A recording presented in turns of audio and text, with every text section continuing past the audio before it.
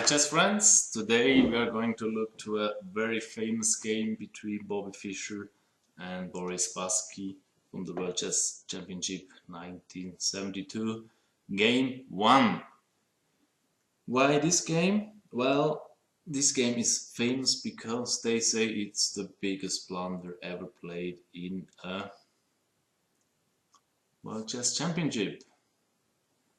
And there is a little surprise about it, but I will tell you that a little bit later. So I start in the middle game. After move 27 we reach this position that we see here now.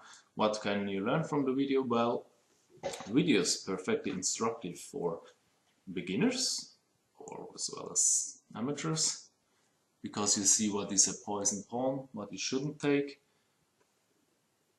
and also how to defend a draw even down a piece. Is it possible? Is it not possible? And how is it possible? This is what we're going to see. So sorry about that.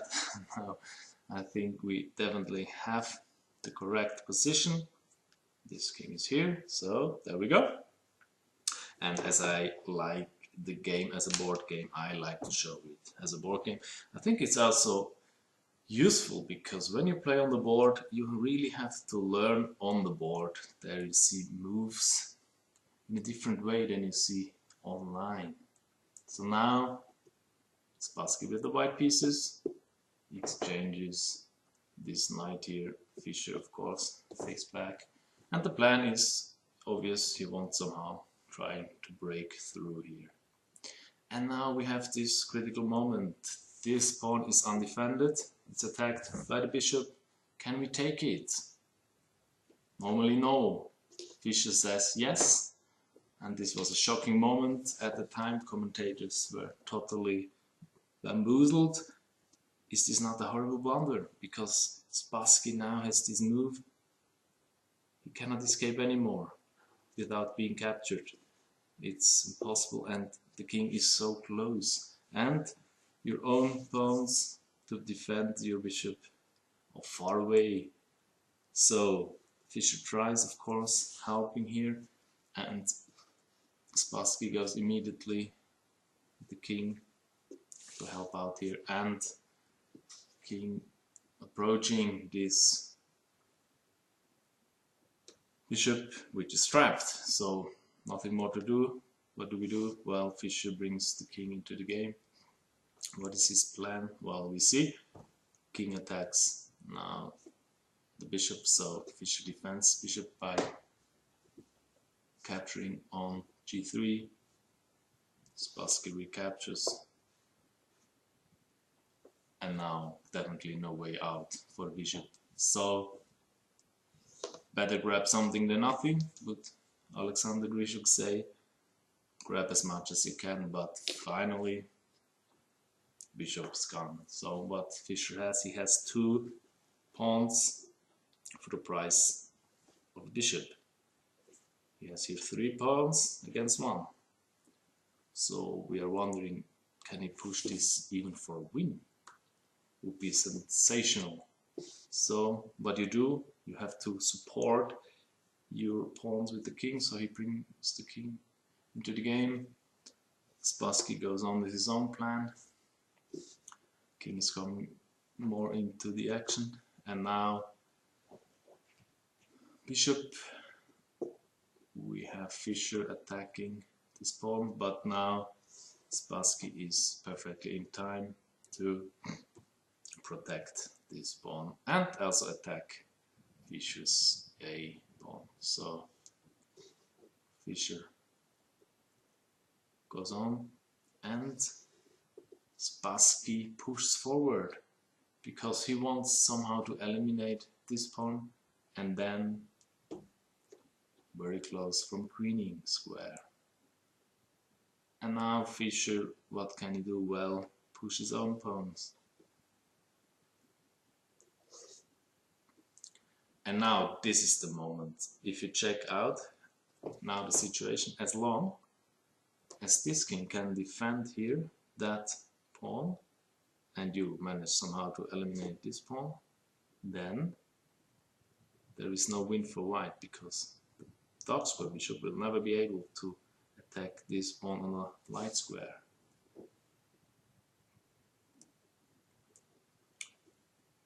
So not here was the huge blunder, but now he tries to push too hard for his win.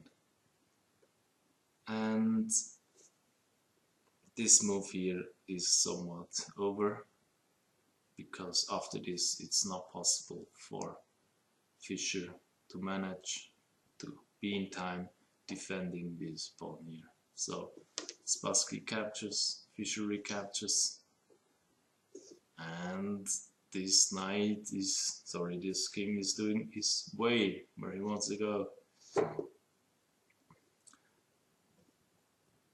And Fischer attacks. Spasski simply retreats and blocking the way here. And he pushes the other pawn, trying as much as he can, but sorry about that, simply blocking. It's not going any further. And slowly but surely Fischer has a problem defending all of his pawns, and he's running out of moves. Spasski's doing progress, and here you can see he has no moves left for his king. These squares are taken. If he steps away, this pawn will fall. So he's moving this pawn. Spasski simply waiting. Now the g pawn is advancing. King takes. And now he tries the best he can to attack the a pawn, but Spasski simply collecting all the pawns, so 3 against 1, but Fischer's not able to hold. And now you see the problem. This king is in time to grab the pawn, make this pawn queening, and there is no way back for Fischer's king. And here we have the final move, so it's over. The pawn is protected by bishop. The king will slowly but surely take here, step aside, and the pawn is marching through. This is of course a win. Yeah, that's it.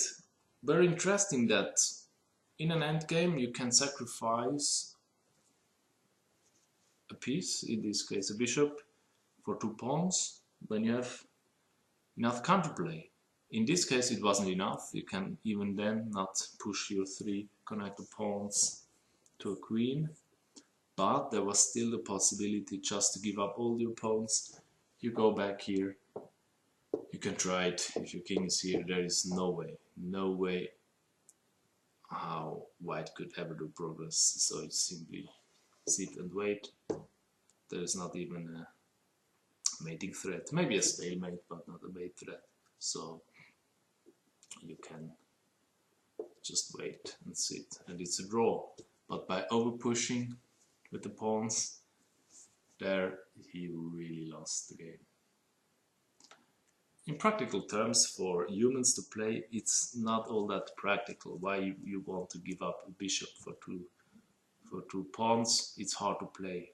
It's harder. You have to play almost best play in order not to lose. So that was very risky. It was typical of Fischer's character, attacking, trying to push for a win. And that's why he's so popular. Why his style is so popular, isn't it? I think it is. And his popularity to this day. So that's it. I hope you learned something, you enjoyed the content, and have a nice day. Thank you for watching.